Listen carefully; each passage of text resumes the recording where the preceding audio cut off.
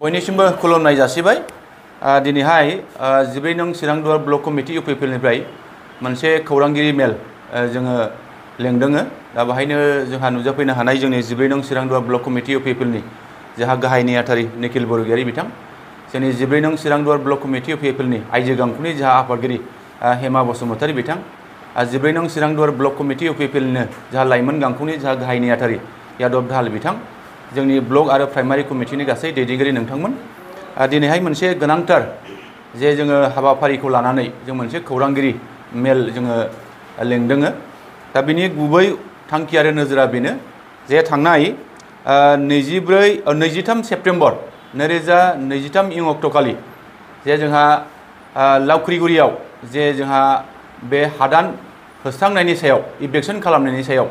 जों मोनसे क्लियारिफिकेसन होनो जोङो लुबैदोङो दा जोङो नैबे जाथायनि सायाव जोंहा दिनै हाग्रा बिफाननिफ्राय मोनसे खौरांगिरि मेलनि गेजेरजों बिथांमोना रायजोफोरनो मिथिहोनायखौ जोङो नुदोङो आरो बेजों लोगोसे जोंहा जोंनि बै लावख्रिगुरि गामिनि रायजो राजाफोरनिफ्रायबो रायजो राजाफोरनि गेजेरजों माखासे खौरांगिरि मेलनि गेजेरजों बिथांमोनहाबो रायजो राजाफोरनो फोरमायनाय जोङो नुदोङो आरो बिनि अनगायैबो जोङो गुबुन गुबुन आफादफ्राबो निश्चय बिनि सायाव खौरांगिरि मेल लिंनानै बायदि बायदि बाथ्रा सावरायनाय बा सोंखारिलायनाय बे बाथ्राखौ जों नुनो मोन्दों दा बेखिनि बाथ्राखौनो लानानै जों एसे क्लियार खालामनो जोङो दिनैहाय सिगांदों दा बाथ्राया बेखौनो बुंनांगोन जे लावख्रिगुरि गामिया जोङो नुनायाव थांनाय 2019 मायथाइनिफ्राय लानानै देग्लाय थामहिनबा 2023 मायथाइसिम बे लावख्रिगुरि गामियाव जे निज्ला दैजों थामहिनबा बुहुर दैजों गोबां बेबादि दै बानानि गेजेरजों बेबादि माखासे गाज्रि हालोद बा गाज्रि थासारि बे जाथायखौ जों नुबाय थादों आरो जोङो बेखौनो बुंनो लुबैदों जे नैबे लावख्रिगुरि गामिनि जे रायजो जानाया निश्चय बिथांमोननि थाखाय खैफोद गोनां मोनसे थासारिखौ जों नुनो मोन्दों आरो बेफोरखौ लानानै जोङो गोबां समाव रायजो राजाफोरजों आफादफोरजों हाग्रा बिफाननि दैदेनगिरिफोरजों जों सावरायलायनानै माखासे पलिसिफोर जोङो लागासिनो दङमोन बा लानायनि हाबाफारिखौ जोङो सानबोबाय थानाय जादोंमोन नाथाय दिनैसिमाव जों बे हाबाफारिखौ जोङो लानो हाफैयाखै थामहिनबा जोङो बे जायगायाव जेरैबायदि थांनानै थानायनि जे सुबिदा बे सुबिदाखौ जोङो नुयैलाय बै गामिनि रायजो राजाफोरखौ जेब्लाबो जोङो खावलायबोबाय थानाय जादों आरो खावलायबोदोंब्लाबो नाथाय जोङो खावलायनायनि जे फिथाइ बे फिथाइखौ जोङो निश्चय मोननो हायाखै दा फैयै फैयै जोङो दाख्लैहाय जे 23 सेप्तेम्बर 2023 इं अक्ट'खालि जे जोंहा बे लावख्रिगुरि गामिनि माखासे सुबुंफ्रा जे नैबे निज्ला दैनि सानजाजों थानाय जे जोंहा बाहाय हा दङ दा जोंनि मिथिनायाव 1993 मायथाइयावनो बे जायगाखौ बिथांमोना निश्चय हाग्रा एवस्रांनानै बे जायगायाव बेसर फाथो बायदि बायदि आबाद खालामनायखौ जोङो मिथिनो मोन्दों आरो बिथांमोनखौ बिनिफ्रायनो माखासे रांखान्थि आरजिनाय बेखिनि बाथ्राखौ जोङो मिथिनो मोनो आरो जोङो बिनि गेजेरजों बिथांमोना एसेब्लाबो जिउ खांनायनि राहा जादों होननानै जों सानो दा बाथ्राया जाबाय थांनाय जिखिनि सनिबारखालि जे जानाय जाथाय बे जाथाया जोंनि थाखाय खोब साननो गोनां जानानै फैदों आरो बे जाथायखौ जोङो जागोन होननानै जोङो सानाखैमोन नाथाय दुखुनांथावै बे जानानै थांबाय आरो बिनि सायाव निश्चय जों दिनैहाय नुनो मोन्दों गोबां माखासे दोलोनि सुबुंफ्रा बाव थांनानै मोनसे राजनितिक खालामहैनायखौ जों बाहाय नुनो मोन्दों आरो बेखौ जोङो माब्लाबाबो बेबादि राजनितिक खालामगोन माब्लाबाबो जों सानाखैमोन नाथाय बे राजनितिखौ दिनैहाय खालामनायखौ जों नुनो मोन्दों दा बाहाय थांनाय माखासे बिपिएफनि दैदेनगिरिफ्रा बे जायगायाव थांनानै जे इभेक्सन जानाय सुबुंफोरखौ जे नायनायजों लोगोसे गोबां माखासे बाथ्रा बांसावनाय बेखौ जों नुनो मोन्दों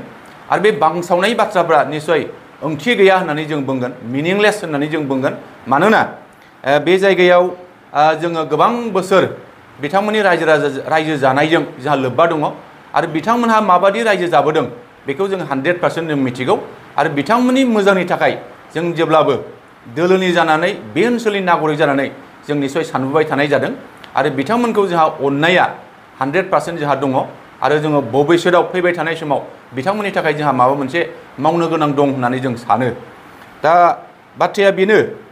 जे दाख्लै सुनिबारखालि जे जानाय जाथाय बिनि साननै उनाव जोंहा समबारखालि BPF दिल्लीनि हान्जाया बे जायगायाव थांनानै रायजोफोरनि जे नैबे जाथाय जानाय बेखौ लानानै गोबां माखासे बाथ्राफोर बानसावनायखौ जों नुनो मोनदों। आरो बाहाय बुंनो थाङोब्ला कास्टम बसुमतारी, बे कास्टम बसुमतारीया बाहाय फैनानै गोबां बाथ्राखौ जोङो बिथाङा बुंनायखौ जों नुदों। आरो जों बेखौनो सोंनो लुबैदों जे कास्टम बसुमतारीया सोर? जे कास्टम बसुमतारीया सासे बिटिआरआव भटार गैयै सासे सुबुं। आरो जोंनि मिथिनायाव कास्टम बसुमतारीया सासे गेसाव आलु होननानै जों मिथियो। आरो बिथाङा दिनै बे जायगायाव फैनानै गुदुं मोनसिया गुसु मोनसिया बायदि बायदि बाथ्रा बानसावनाया जोंनि थाखाय खोब दुखुनांथाव आरो बेयो लाजिथाव होननानै आं सानो। आं आसा खालामगोन इयुनाव जाहाथे बेबादि गुदुं गुसु मिथियालासे बाथ्रा बुंलाबायनायनिफ्राय जाहाथे गोजानाव थायो, आं बेखिनिखौ लुबैगोन। आरो बिथाङा जोंनि बिटिआरनि EM सार रन्जित बसुमतारी बिथांनि सायावबो गोबां गाज्रि गाज्रि बाथ्रा बुंलाबायनाय आं बेखिनिखौ नुदों। आरो जों बेखौ खावलायगोन जाहाथे बेबादि बाथ्रा बुंलाबायनायनिफ्राय बिथाङा जाहाथे गोजानाव थायो। आरो जोङो बै जायगानि थाखाय जथेस्थ' दा जोङो मोजांनि थाखाय खामानि मावनाया सोलिबाय थादों। आरो इयुनाव बिथांमोना पार्मानेन्ट मोनसे सलुसननि थाखाय बियो फैगासिनो दं, जों बेखौ बुंनो हायो। आरो जों बेखौनो बुंनो लुबैदों आरो बेखौनो जों सोंनो लुबैदों जे जोंहा नैबे समस्तिनिफ्राय 12 नं चिरांदर समस्तिनिफ्राय BPF दिल्लीनिफ्राय जोंनि BTC गावखुंथाय सरकाराव जे 17 बोसोर जोंहा जोंनि बे ओनसोलनि जोंहा बारग' डिपुटि चिफ लेङाइ गाहाय मावफुं सोद्रोमा बिथाङा बे ओनसोलनि सासे मावथि जानानै बै जायगानि जेंनाखौ नुनानै बिथाङा बै जायगानि मानसिफोरनि थाखाय मानो हानि मोन्थायखौ मानो होलांनो हायाखै? 17 बोसोराव बिथाङा मानो हानि मोन्थायखौ होनो हायाखै? दिनै जोंनि UPPL सरकारा दिनै प्रमद बर' दैदेननाय सरकारा दिनै बिथांमोननि थाखाय माबा मोनसे खालामनायनि जे राहा लामाया सोलिगासिनो दङ। आरो बियो दिनै नङा, निश्चय गाबोन जागोन। दा बिनिखायनो जों आसा खालामदों बैफोरबादि माखासे बाथ्रा बानसावनायनिफ्राय बिथांमोना जाहाथे गोजानाव थायो। आरो जोङो नुदों जे BPFनि खौरांगिरि मेलनि गेजेरजों जे थांनाय समाव जे 2019निफ्राय 2023 सिम गोबां बाना जाबोदों। बे बानायाव जोंनि UPPLनि दैदेनगिरिफ्रा बे जायगायाव थांनानै जेबो रानाखै होननानै बुंदों। UPPL सरकारनिफ्राय जेबो हैयाखै होननानै बुंदों। बे UPPL सरकारनिफ्राय हैयाखैब्ला जोंनि प्रमद बर' दैदेननाय सरकारा, जोंनि रन्जित बसुमतारी दैदेननाय सरकारा बै जायगानि रायजो राजाफोरनि गोबां दुखु जारलायाव जोङो बाहाय निश्चय एसेब्लाबो जों हंखा संनो हादों। जोङो सरकारनि जानानै गोबां बाहाय बुस्थु बाहायनो राननाय आरो बिथांमोननि थांनानै थानायनि जे सुबिदा सरकारनि जिखिनि आसनि बै आसनिफोरखौ जों बिथांमोननो होनाय जादों। आरो बिथांमोना दिनै नुवा हसिया, मिथिया हसिया, सुलु लाया हसिया बेबादि बाथ्रा बुंनाया जोंनि थाखाय खोब लाजिथाव। आरो बेबादि बाथ्रा बुंनायनिफ्राय जाहाथे बिथांमोना गोजानाव थायो, आं बेखौ खावलायगोन। आरो आङो बेखौनो खावलायनो लुबैदों जोंहा आरोबाव बे समावहाय जोंनि BPF दिल्लीनि जा मोनसे समाव एक्सपेल जानाय प्रहलाद ब्रह्म बिथाङाबो बे जायगायाव थांनानै गोबां बाथ्रा बांसावनायखौ जों नुदों। प्रहलाद ब्रह्मआ सोर? प्रहलाद ब्रह्मआ बे जायगानि सोमोन्दै मा मिथिगौ? प्रहलाद ब्रह्मखौथ' जों सासे एक्सपेल जानाय मानसि होननानैसो मिथियो। आरो बिथाङा बे जायगायाव फैनानै बायदि बायदि बाथ्रा बांसावनायनिफ्राय गोजानाव थानांगौ। आरो बिथाङा दिनैनिफ्राय बे जायगायाव फैनानै बेबायदि बाथ्रा बांसावनायनिफ्राय जाहाथे गोजानाव थायो, आं बेखिनिखौ खावलायगोन। मोनसे खोथा बुंनाय जायो आरो माने गुबुन हारिखौ होआ, नाथाय बर' हारिखौ मोनसे होबाय थायो हादान सिफायनायनिफ्राय, बे मोनसे बाथ्राखौ बुंबाय थायो। बिथांमोना नटिस मोनाखैबो होननानै बुंबाय थायो रायजो राजाफ्रा। ओमफ्राय मा जादों? बिथांमोना खबर मोनाखैमोन नामा, खौरां मोनाखैमोन नामा?